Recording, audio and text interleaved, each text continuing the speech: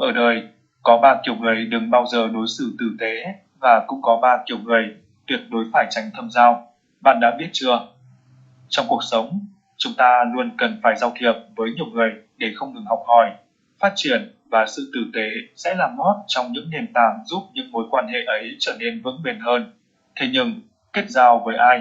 Kết giao ở mức độ nào hay có nên chia sẻ lòng tốt của mình với tất cả mọi người hay không là những câu hỏi mà chúng ta cần ngẫm nghĩ. Kỳ thực, không ai trong chúng ta có thể phủ nhận lợi ích và tầm quan trọng của việc kết giao bằng hữu, mở rộng mạng lưới quan hệ cũng như sức mạnh của sự tử tế trong cuộc sống. Nhưng những người thông minh sẽ luôn biết đâu là người nhất định phải hạn chế kết giao và đâu là người không cần phải niềm nở đón chào. Dưới đây chính là ba kiểu người mà bạn đừng bao giờ ban phát lòng tốt của mình cho họ và ba kiểu người bạn chớ dại mà thâm giao. Người đừng bao giờ đối xử tử tế. Nếu bạn chạm mặt với ba loại người này, hãy mạnh mẽ, cứng rắn và không cần phải tỏ ra vui vẻ, tươi cười với họ bởi họ không xứng đáng với sự tử tế và chân thành của bạn. Một, kiểu người luôn muốn giành phần hơn, không bao giờ chịu nhận thiệt thòi về phía mình. Tỷ phú Lý Gia Thành từng nói, muốn nhìn thấu nhân phẩm của người khác, chỉ cần quan sát thời điểm họ xung đột về lợi ích, đặc biệt là khi lợi ích bị hao tổn, phản ứng của họ sẽ thể hiện rõ nhất. Đúng như vậy, con người ta sống trên đời không tránh khỏi những lúc phải nhận phần thua thiệt về mình dù muốn hay không. Thế nhưng cách chúng ta phản ứng trước tình huống đó sẽ thể hiện nhân phẩm và đẳng cấp của chúng ta. Vậy nên, nếu một lúc nào đó bản thân bạn bị thiệt thòi một chút thì chớ vội cay cú hay lo lắng. Ai rồi cũng sẽ có lúc như vậy thôi. Tuy nhiên, điều này không có nghĩa là bạn cứ vô tư chịu thiệt thòi trong mọi việc. Thay vào đó, trong từng hoàn cảnh, hãy tự đánh giá và cân nhắc kỹ lưỡng xem việc bạn chịu thiệt có đáng giá hay không. Bên cạnh đó, nếu thấy ai đó cứ luôn đẩy phần thiệt về phía bạn thì bạn không cần phải niềm nở với họ, bởi những người đó rút cục chỉ muốn chiếm lợi lộc từ bạn mà thôi. Họ không hề yêu thương bạn, không quan tâm tới việc bạn phải chịu thiệt thòi ra sao. Cái họ quan tâm chỉ là cái lợi trước mắt họ, là phần hơn mà họ chiếm được. Do đó, chẳng có lý do gì để chúng ta phải có thái độ hòa nhã, vui vẻ với những người như vậy cả.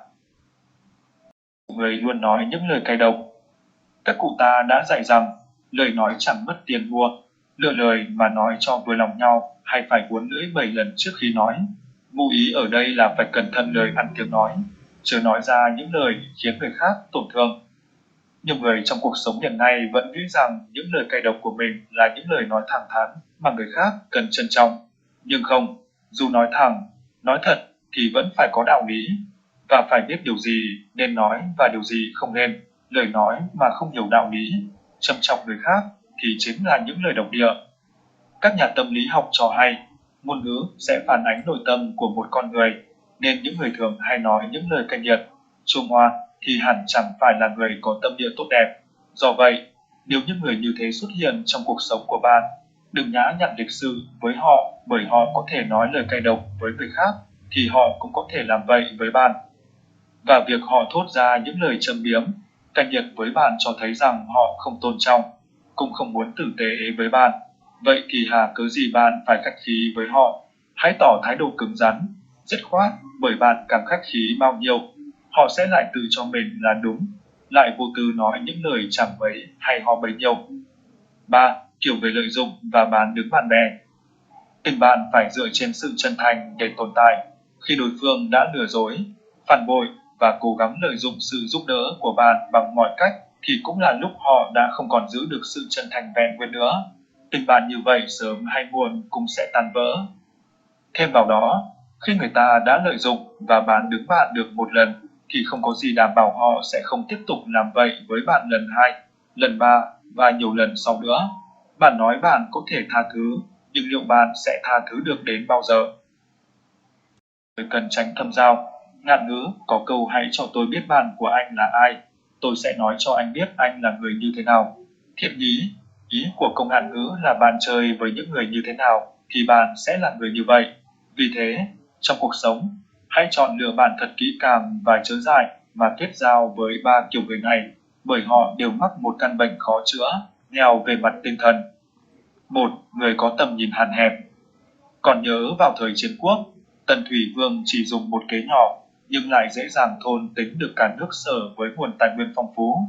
Dựng một con trâu chứa đầy vàng trong hậu môn lên trên đỉnh núi cao nhằm đánh lừa Sở Hầu. Do nhận thức nông cạn, không suy tính kỹ càng, Sở Hầu liền trúng kế, cho người dân lên núi rước trâu về và cuối cùng phải chịu cảnh mất nước. Người có tầm nhìn hạn hẹp cũng giống như Sở Hầu vậy, họ chỉ có thể nhìn được những cái lợi nhỏ nhoi trước mắt, bỏ qua những điều giá trị ở phía sau mà chỉ khi trải qua gian khổ, thử thách mới có thể giành lấy. Họ cũng không nhận thức được rằng họ làm như vậy đồng nghĩa với việc tự hạn chế khả năng phát triển của mình và tự đẩy mình ra xa thành công hơn. Vì thế, khi kết giao với những người này, lâu ngày bạn cũng sẽ trở thành người nông cạn, hay người sống quá cảm tính, thiếu lý tính. Cảm xúc và lý trí là hai mặt quan trọng tạo nên sự cân bằng cho cuộc sống của chúng ta. Trong đó, cảm xúc sẽ là nền tảng cho lý troai. Trái lại, lý troai sẽ chi phối và giúp chúng ta kiểm soát cảm xúc. Thật vậy, con người chúng ta trong cuộc đời sẽ trải qua nhiều cung bậc cảm xúc khác nhau, vui buồn, giận hờn, tủi thân, xấu hổ. Nếu không có lý trí làm điểm tựa, chúng ta rất dễ bị cảm xúc chi phối và sau cùng sẽ trở thành nô lệ của cảm xúc. Chúng ta sẽ chẳng còn biết đâu là đúng, đâu là sai mà chỉ hành động theo cảm tính bộc phát nhất thời để rồi sau đó phải sống với sự hối hận và dằn vặt. Người sống quá cảm tính không chỉ khó lòng thành công trong cuộc sống mà những cảm xúc tiêu cực, thói quen hành sự thiếu lý tính của họ sẽ ảnh hưởng xấu tới những người xung quanh. Đồng thời, sự cảm tính ấy sẽ có thể hút cạn năng lượng tích cực của bạn nếu ở cạnh họ lâu dài. Do đó, chớ dại và thâm giao với những người như vậy. 3. Người có lòng dạ hẹp hòi, thích so đo với người khác. Cuộc sống xung quanh chúng ta tồn tại không ít kẻ tiểu nhân lòng dạ hẹp hòi. Những người này luôn coi bản thân là trên hết, là người tài giỏi nhất nên sẽ thường ganh ghét, đố kỵ với thành công của người khác và thậm chí họ còn có thể ném đá giấu tay, làm ra những hành động không tốt đẹp gì để hạ bệ đối phương và để bản thân mình luôn là cái rốn của vũ trụ. Thêm nữa, những kẻ tiểu nhân như vậy cũng luôn đề cao bản thân, tự cho mình là đúng nên không bao giờ nhận sai về phía mình. Thay vào đó, họ sẽ tìm cách đẩy mọi lỗi lầm và chút sự giận dữ của họ lên người khác trong mọi chuyện và cũng sẽ vì lợi ích của bản thân mình mà không mang tới sự sống chết của những người xung quanh. Nhà văn Nam Cao từng viết, kẻ mạnh không phải là kẻ dẫm lên vai người khác để thỏa mãn lòng ích kỷ, kẻ mạnh là kẻ giúp đỡ người khác trên đôi vai của mình. Như thế, những kẻ lòng dạ hẹp hòi, thích so đo đích thị chẳng phải người quân tử chân chính, nên nếu không muốn vướng vào những rắc rối, thị phi thì chớ kết giao với những người này. Đi qua quá nửa đời người, tôi mới ước rằng có ai đó dạy mình 8 bài học sâu sắc này ở tuổi 30. Nếu biết sớm đã chẳng phải tiếc nuối thế này.